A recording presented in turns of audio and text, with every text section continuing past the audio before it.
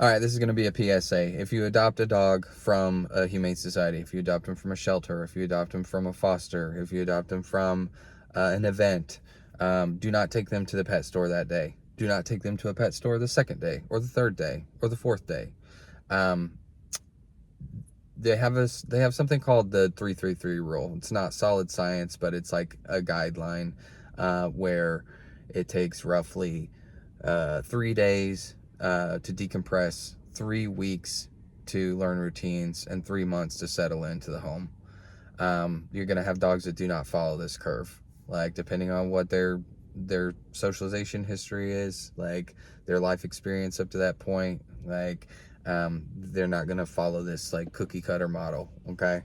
But I have horror stories of people going to the pet store or the dog park or wherever, like the day of their adoption or shortly thereafter. You need to learn about your dog. You need to bond with your dog. You need to learn about your dog. You need to work with your dog before you go pop him into the deep end like that.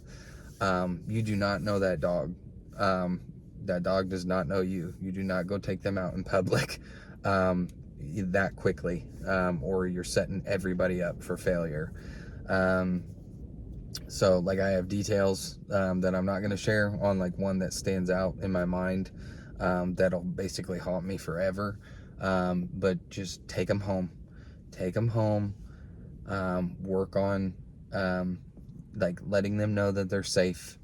Low expectations of the dog, high rewards. If you don't have a fence at home, then you need to work on you need to back up your equipment, like we've talked about in the videos that I've made. So you want to make sure that you mitigate all flight risk if you're taking your dog out in the neighborhood or whatever. You know, that's where you start, is going to be like in the immediate area, like near your home. So yeah, just don't go too far too fast. Fast, like slow for you, is fast for your dog.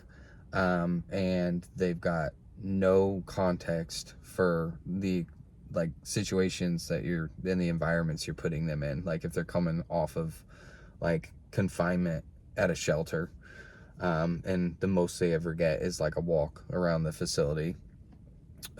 So take that into consideration, and you can potentially save a life, because they're, again, I'm aware of dogs that have gone out before they were ready and put into situations that they were not prepared for and that the guardian wasn't prepared for, and those dogs are not with us anymore. Okay.